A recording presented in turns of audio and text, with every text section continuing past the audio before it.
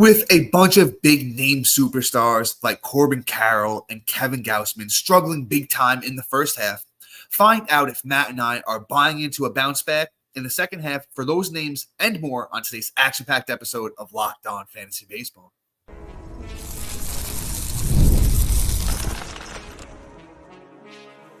You are Locked On Fantasy Baseball, your daily fantasy baseball podcast. Part of the Locked On Podcast Network, your team every day. Hello, fantasy baseball fanatics, and welcome to the Locked On Fantasy Baseball podcast, brought to you by the Locked On Podcast Network, your team every day. As always, we're your number one source of fantasy baseball knowledge, and thank you for making us your first listen each and every day. I'm your host, Dominic Martino. You can find me on Twitter at DomMartinoFB. Here, as always, with my brother, my co-host, my partner in crime, Matthew Ane, and you can find him on Twitter at Matthew_Ane. If you're listening on a platform like Apple or Spotify that allows 5-star ratings and reviews, we would truly appreciate it if you could do that for us. And if you're watching on YouTube and you haven't already, hit that little bell below. It subscribes you to the channel and gives you a notification every time we drop a new episode. And lastly, but most importantly to Matt and I, guys, join us on the Subtext platform. Through Subtext, it's an in-depth, personalized experience through text messaging alerts right to your phone. And if you are interested in joining us on Subtext, you can find the link to our Subtext in the bio wherever you're listening or watching, or if not, it's available on any of our social media platforms. This episode is brought to you by PrizePicks, the easiest and most exciting way to play daily fantasy sports. Go to prizepicks.com/LockedOnMLB and use the code all lowercase LockedOnMLB for a first deposit match up to $100. And, if you guys have been around for a little bit, we kind of mentioned we were switching things up during the All-Star break here, keeping you guys on your toes, kind of anticipating what we're doing. Today, we are actually going to do some bounce back candidates for the second half. And honestly, I think we really have a great array of names, a bunch of all-stars, former all-stars, award winners, just big name players that I think we've had a lot of questions about, that you guys are curious how they're going to play in the second half and what you should do with those names. But Matt, I'm going to let you take your choice here, brother. Who are we going with first? All right. So we're going to go with Corbin Carroll here. Might as well start with a name that's been very controversial. What should we do with him, right? And all these guys are pretty much today of, will they bounce back, and how do we think they're going to bounce back, and what their ceiling is for the rest of the season. And with Corbin Carroll, it's very questionable. His last week has been pretty impressive leading up to the All-Star break. He had he has 5 runs, 2 bombs, 7 ribs, 2 stolen bases, and batting a nice 267, the best line I've seen from him all season. Now, do I think this is the start of the return of Corbin Carroll? Maybe. You look at his underlying stats and you go, well, they're not really overwhelming. His average exit velocity is down about 2.1 miles an hour. He isn't barreling the ball. He isn't creating a lot of hard contact, and his launch angle is even more down. But what's encouraging is his bat speed is up, and it hasn't taken a massive dip that would say, hey, his shoulder is really impinging, how hard he's swinging, how fast he's swinging the bat. And, he still has great plate discipline, and he's able to steal bases because his sprint speed is still up there. So maybe this is a sign of turning it around. Maybe this is a perfect opportunity to also, like yesterday's show where I'm saying this isn't a buy low or sell high kind of show, but maybe you try and, offer somebody like 65 cents to 55 cents on the dime on the dollar for Corbin Carroll, and see if you can go out and acquire him. If you have him, obviously you're not trading him, because you just kind of want to see what this is going to take you. If this is the beginning of something, you might have a very special, strong second half coming your way. Hopefully with a lot of these guys, we're going to see it. Some of these guys, I don't think that's going to happen, and we'll talk about them all in and in out. But with Corbin Carroll, I'm leaning towards yes, because I think this is a positive sign and a step in the right direction. Yeah, man, I agree with you, and honestly, I'm paying a little bit more. I'm paying probably 85 cents on the dollar for Corbin Carroll, and here's why. Comes with the prospect pedigree, former number 1 prospect in all of baseball, has a fantastic track record through his whole career. Is super fast, if not anything else. If anything else, you're getting one of the fastest players in all of baseball, 96th percentile when it comes to sprint speed, 6 triples on the year for Corbin Carroll, 18 steals. The 60 runs are nice. The 212 batting average is so out of par for a kid who's hit 307 in the minors. He hit 285 last year in small sample size in 2022. He even hit 260 in 42 games in 2019. He hit 299. So the track record's there for this guy when it comes to batting average. I know the underlying stuff doesn't love a lot of what he's doing. Matt gave you guys a great breakdown on that, but Corbin Carroll is still doing a lot of stuff very well. I think at worst, we see Corbin Carroll hit 275 the rest of the way. So his final batting average might only be like 245, but if he hits 275 the rest of the way with a lot of speed, I think there's even more upside on 18 steals through 94 games in the first half. I think that's on the low end of what Corbin Carroll's capable of. The home runs, I don't think he's going to ever be a huge home run guy. 25, last year might be on the higher end of what we see from him in his career. If it's high teens, low 20s with 50 to 60 steals, a plus batting average, good runs, RBIs, I really think it depends on the Diamondbacks and where he's hitting in that lineup. There's still potential, at least 4 really good tools, with the RBIs being the one that's left out for Corbin Carroll of the Arizona Diamondbacks, former number 1 prospect in all of baseball. The pedigree is there. I'm buying anywhere I can at the moment. I just think he is going to be a superstar from what he showed us last year and that minor league track record. Let's keep things pushing. Let's try and move a little bit faster than we did yesterday. Let's talk about Bo Bichette. Bo Bichette's a very interesting name. So when Bo Bichette first came up to the bigs, I was all about it. The son of former Major League All-Star. So comes with that, with it being in the blood. He had a huge season too back in 2021 where he was an all-star for the first time. Once again, Bo Bichette of the Toronto Blue Jays is who we're talking about. 159 games for Bichette in 2021 with 640 at-bats, 121 runs, 29 bombs, 102 RBIs, 25 steals, and a 298 batting average. And I just bought into him being that good. The next year, he kind of showed more of the same. In 2023, last year, still looks good in the batting average department, took a step back in steals, which honestly, if you look at the underlying stuff, Bichette really isn't as fast as some might think he is. When it comes to percentile of sprint speed this year, 52nd percentile. So I don't think he'll ever bounce back in the steals department. There's a little bit of power in that bat, but I just don't know if Bo Bichette is as special of a player as we originally thought.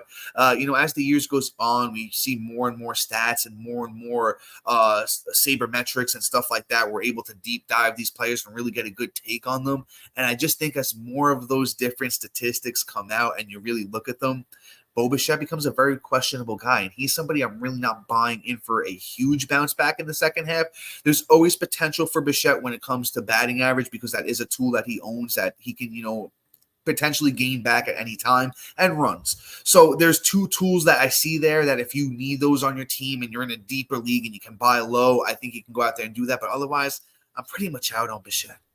Yep. And, when it comes to Bichette, we all know how I feel. If you listened earlier in the season, you watched our early season busts episodes.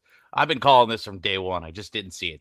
This dude's been on a downward turn from the last couple of years. I mean, he had that fantastic, all-star season and then has just slowly seen the stats kind of trickle down. And now we're at this point where he's no longer elite. This year, everything is down from, last year, and his batting average obviously, but his slug is down. Even his average exit velocity was 90 miles per hour last year, down about a half a mile per hour. The hard hit percentage is down. This launch angle is way down, and on top of that, he's even chasing a lot more. I mean, the kid is just not who he was. He's a shell of himself, and he's been going down worse and worse week in and year in and year out at this point. Honestly, he's going to be that story of, he had that one season and then, he kind of tricked us for the next 5 years. So I think next year, Bo Bichette is probably going to be, out of everybody's draft boards, if not like, shortstop 15. Sorry to really, poo-poo all over you, Bo. But the haterade, it's out. I mean, out. I don't know. I guess it's just all of it. Hey, I'm there with you, man. I'm with you on the haterade. I think I got something here I could take a sip of. I'm with you. Yeah, I was excited to just poo-poo on him all day. So, but yeah, let's keep it going here. And up next we got Matt Olson and Randy Arozarena. How are you handling them? What should you do with them? And We'll tell you right after this.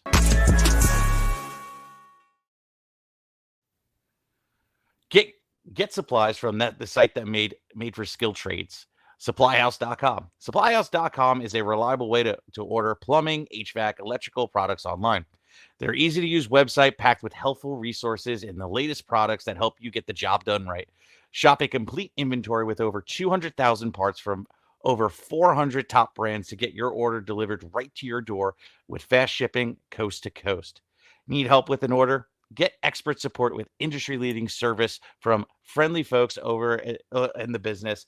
Talk to a real person every time. Pros in the skilled trades can get competitive edge by joining supplyhouse.com's free trade master program. Every trade master gets access to dedicated phone line, free shipping, and discounts on every order. Join thousands of trade pros already benefiting from their free membership at supplyhouse.com and order plumbing, HVAC, and electrical supplies from anywhere with just a few clicks at supplyhouse.com. PrizePicks is the largest daily fantasy sports platform in North America. They are the easiest and most exciting way to play DFS. It's just you against the numbers instead of battling thousands of other players, including pros and sharks. You just pick more or less than 2 to 6 player stat projections and watch the winnings roll in. Exploring my skills on PrizePicks this season adds an extra layer of excitement to daily fantasy sports. With just a few taps, you can transform $10 into $1,000 easily. PrizePicks is incredibly user-friendly. You can make your selections, submit your entries in less than 60 seconds. And as the host of Locked On Fantasy Baseball, I might as well give you some picks to get you started with. Opt for Paul Skeens to have higher than 8 strikeouts in his next start. Opt for Jose Ramirez to have higher than 1.5 total bases in next outing. And opt for Bobby Witt Jr. to have higher than 0.5 home runs in his next game. Download the app today and use the code LOCKEDONMLB for first deposit match up to $100. Again, download the app today and use the code LOCKEDONMLB for first deposit match up to $100. Pick more, pick less. It's that easy with PrizePicks.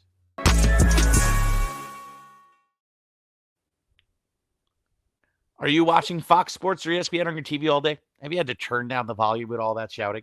Make the switch to Locked On Sports today, a free 24/7 streaming channel program for you every day to bring you the largest stories.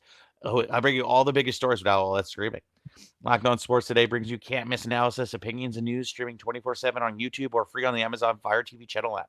Part of the Locked On Podcast Network, your team every day. Introducing the Locked On Fantasy Baseball Podcast Diamond Club on Subtext, your ultimate fantasy baseball companion. As the season unfolds, rely on our dynamic content. Get real-time alerts right to your phone, including waiver wire rankings, instant call notifications, and injury reactions, and a whole lot more. Stay ahead of those at fantasy leagues by joining the Diamond Club on Subtext, where your path to victory begins. And by joining new customers, get a free 2 weeks. So check us out. The link is in the description below. Whew. Well, that was a lot. Always a doozy. Oh, man. I'm going to take a swig. You're up, bro. Of course, brother. And let's talk some Matt Olson, right? Matt Olson is somebody I'm actually super excited to talk about. I made a trade for him myself in one of my leagues. I want to say about 2 or 3 weeks ago. I traded Adolis Garcia for him. And I think those are the kinds of trades you're going to have to make for Matt Olson because you're not going to be able to get him from nothing. But a guy who was going at the end of the first round, beginning of the second round this year, if you can trade a 4th round, 5th round kind of player for him, I think you get it done. And Matt Olson, first baseman for the Atlanta Braves, is somebody that I'm going out and making those trades for. 95 games on the year for Olson, 353 at-bats, 41 runs, 13 homers, 44 RBIs, and a 229 batting average. So there's so much room for growth here. For a guy who hit 54 home runs last year, 34, 39 the 2 years before that, has had a 240, 271 batting average, 283 last year for Matt Olson. I think he's a guy that even if he hits 240, 250 the rest of the way, we're going to see some surges. The 13 home runs is so uncharacteristic.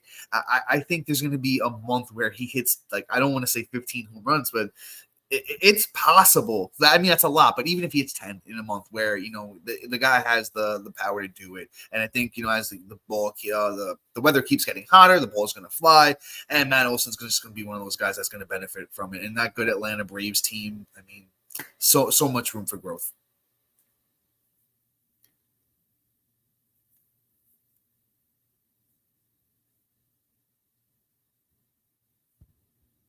To go ahead and kind of flop out things like that. I think Matt Olson is going to be just fine at the end of the day.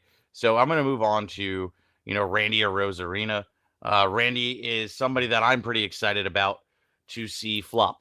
You didn't think I was going to go that way, but I've never been a Randy guy. I never understood the hype. He was always a guy that I never saw hitting 30 home runs or, even 25. Still hasn't done it his major league career through the three years. And, he's never really been like an impressive batting average guy. He went from 263 to 254, now 202. And he's just a guy that just I don't see being super incredible. Like his sprint speed is decent, right? Like his base running is about like a 73 percentile. It isn't gonna, knock my socks off kind of, you know, blow my mind kind of stolen base guy. I mean, he's had a 32 stolen base season, and that was great in 2022. But then in 23, he had 22, and now he's on pace to hit 30, but who knows? He still has to get on base, which I feel is what's limiting his potential as well. And it's not like he's, not striking out as much because he's striking out a hell of a lot along with whiffing. And yes, he is walking, but not as much as last year. And, ultimately all the underlying stats just scream like, hey man, like I've taken a step back. I'm just not a fan of him. Maybe I'm just a hater and, I kind of drank my haterade juice, a little early, but he's just one of those guys where like, okay, I don't foresee him doing anything. Even his latest performance around him hasn't been that much better. I could pull it up real quick. So Randy, over the last, let's just say month, has been better of late with 10 runs, 3 bombs, 10 ribs, 7 stolen bases, and 279. But that's the best he's been. But then the last week, right before the All-Star break, he's back to his normal self for the year, batting 227. So I look at him and I'm just like, all right, he showed a quick little sprint, but he's been doing that all throughout the year where you think, oh, he's back. And then, he kind of flops and lets you down again. I'm not buying it. Honestly, the second he heats up again, I'm going to try and sell him high and kind of just get rid of him. I just don't want him on my team, and I think the name still has a lot of value. Yeah, I don't know if I'm fully blown with you on that. He's just like a scrub. I mean, I don't know. That's how I kind of took what you said. I don't know if I misinterpreted it. I mean, not a scrub. I just like, for me, like, he's a really good baseball player. He's not good for fantasy. Yeah, so I'm semi with you. I think we just know who he is, and I think we could find some solace in that he's like a 20 homer, 25-ish steal kind of guy. He gets caught stealing a lot, doesn't walk too much, and strikes out a lot. So he's definitely not a points league guy. But in categories and roto, anything like that, I think there are better days ahead. I'm not necessarily counting on it, and Tampa hasn't been great this year either, so you're not going to see the monster counting stats like you have in previous years with Randy Arozarena, once again playing for those Tampa Bay Rays.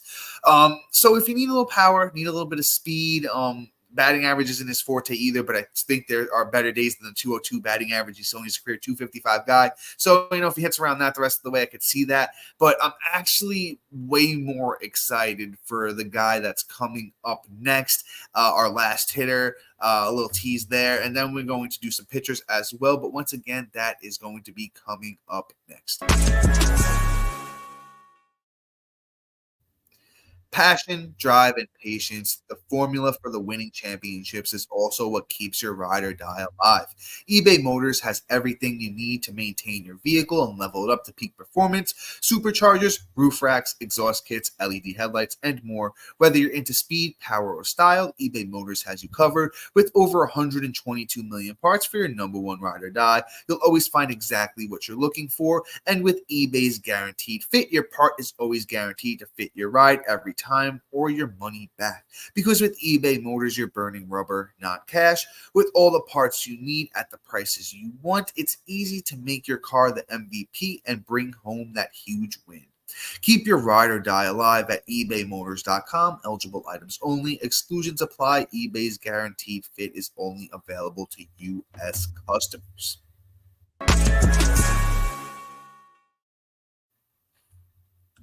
And Matt, I don't know. I was, as I mentioned, I'm a little excited to talk about this next guy, and honestly, I think you might go the opposite way. So I don't know. Do you want to go first? Am I going first? Okay, all right, okay. If you guys aren't watching on YouTube, Matt has given me the floor. So let's talk about some Jazz Chisholm. And it's not necessarily his performance that has me excited. I think it's the opportunity for him to go play for a new team in the second half. There has been a lot of big trade rumors surrounding Jazz. And actually, one of the rumors is to, our New York Yankees, which honestly, I'll take him. I think he needs a new home at 26 years old. People might forget that Jazz is still young. The injury history is obviously there. They have the cart waiting for him at any given moment. I fully understand that when it comes to Jazz. But him being with those Miami Marlins, I think that's what's holding him back. He's the kind of guy that will go to a new team and be rejuvenated and excited. He brings that energy to a clubhouse, and it starts to dull somebody's shine when they play for a baseball team that necessarily isn't fantastic. I think when, we saw Juan Soto coming from that high with the Nationals, from that World Series, then they traded everybody and he was there by himself. They really weren't doing anything. So I don't think Jazz is a very motivated baseball player right now. His numbers aren't bad on the year. 93 games for Jazz, 354 at bats, 41 runs, 12 doubles, 4 triples, 12 homers, 42 RBIs, 18 steals, 35 walks, 99 strikeouts, 249 batting average.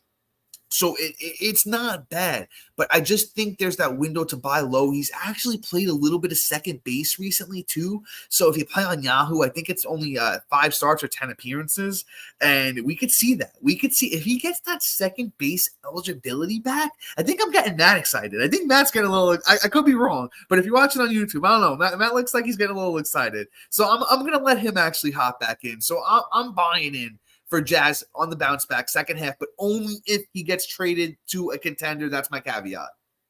So I didn't actually think of anything that you just said and take that into the case of how I would quantify it. So you make me somewhat excited for Jazz. I'll take it. I don't want him on my Yankees though, if I'm being honest. But the only reason is he'll make things difficult for the Martian and things like that to get called up. And I prefer to have that definitely would. That definitely would, even though he's banged up too. But I mean, he could be back, September. So that's kind of where I'm at. I'd rather see him and Spencer Jones. So there's other reasons why I don't want him on the Yankees.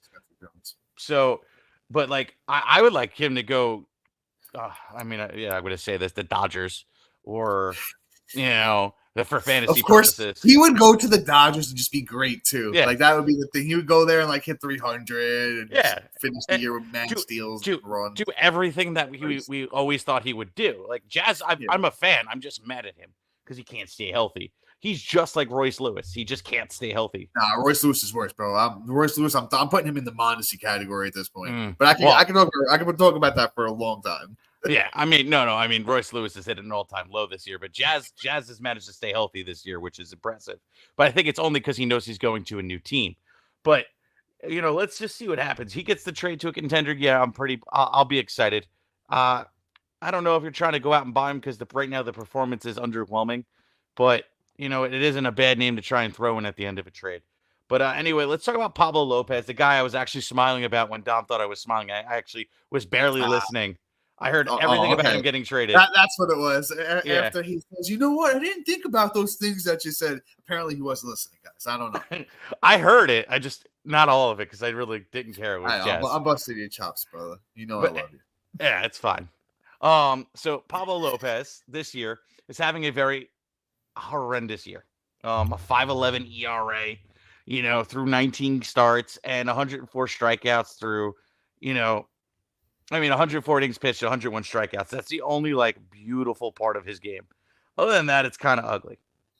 And I think there is better days for Pablo Lopez. He's somebody that I definitely am. We've been telling you for weeks to try and go out and get. This last month has just not been great either. The last 2 weeks have not been, but his last start has been. So he's been up and down. Now, I want to point out a couple things that kind of make me excited for Pablo Lopez, but also nervous. Okay. His fastball velocity hasn't really been down. It's still at 94.5. He isn't giving up a lot of hard contact. His average exit velocity is 88.2. He is giving up a good amount of hard hit percentage. So when people do hit the ball, it's about 39% of the time it is hard.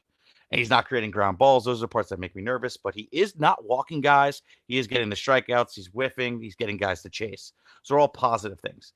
And the negative parts is also too that, his breaking ball and his off-speed pitches are slow. And that kind of part can be instantly corrected with some mechanical changes that you normally see are implemented at the second half. And also, here's the last thing, that bit of thing. Last year, the first half, Pablo Lopez finished the first half with a 3.89 ERA, which obviously it isn't 5. Do not get me wrong. It's significantly different through 111 innings pitched with 138 strikeouts. His second half, he got even better. He had a 3.36 ERA for the whole second half through 83 innings and still ended up with 96 strikeouts. I think that we're going to see a nicer second half. I don't think we're going to see a 3.32, and I don't think the season number is going to be, outside of the 4 because we're so far gone in the ERA category. But I could predict that he's going to have a mids to high 3 ERA with some mechanical changes that I think might come because he's too good of a pitcher to just kind of flop out. The talent just doesn't disappear. Pablo Lopez's biggest knock over his whole career was the guy couldn't stay on the mound because he's always hurt. He's been staying on the mound. He has never been a guy that we've always questioned his talent. That's never been the case for him. There is going to be a bounce back, and I think it's going to be in the second half. Yeah, man, I think this is one where we're right together on. I do want to talk about it a little bit. I know we don't have a crazy amount of time, but I do want to talk about it a little bit. His pitches have been great. The 4-seamer batter's only hitting 183 against it. The sweeper batter's only hitting 247 against it. The changeup getting hit a little bit more than it did last year, but that's not a pitch he throws a crazy amount, only 19% of the time on that pitch. So there are definitely way better days ahead. Over the last 4 years, we've seen 95 starts from Pablo Lopez, a 3.57 ERA, 534 innings, 582 strikeouts, and a 1.15 whip. Once again, that's Pablo Lopez over the last 4 years. Once again, he's pitching for those Minnesota Twins, if you guys have forgotten. But there's reason we thought he was going to be a top 10 pitcher going into the year. So why are we changing on it now when all the underlying stuff pretty much supports him still being a very, very good pitcher? Maybe not top 10 the rest of the way, but top 20 definitely for sure. If you can buy low, I would do it all day. Let's move on to our next pitcher. Let's talk about Kevin Gausman. It's wild that when I finally, decide to buy back in this year, he decides he's not going to have a great year. Gausman on the year, 19 starts, 4.50 ERA, 104 innings, 104 strikeouts with a 1.30 whip. The whip is something that's always worried me about Gausman. That's why I've always tended to stay away when everybody is pushing in on him.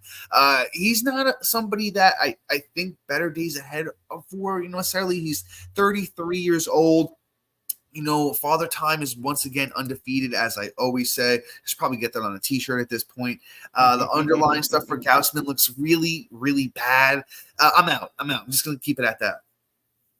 I mean, honestly, I can't disagree. I really don't have anything really to add to that. Like, Kevin Gausman's fastball velocity is down. His average exit velocity is up. He's not being successful with, getting guys to whiff or strike out. He's allowing a lot of hard contact and not even creating ground balls. His extension is off. All his pitches are flat. Everything is just screaming catastrophic year. And it's really ugly, but I don't think it's because everybody's buying in. This is the one part I'll disagree with your whole take. He started off the year hurt, and I don't think he's really recovered. So, I think sure, he's old, but I mean, you look at guys, they still pitch to 37 years old. It don't matter successfully, I might add. It's one of those things where Gausman came into the year hurt and now has to just figure that out. I think it's just not going to be right. It was a shoulder injury, if I remember correctly. And if you look at Nestor Cortez, you look at Carlos Rodon last year, it took them out for pretty much the whole season.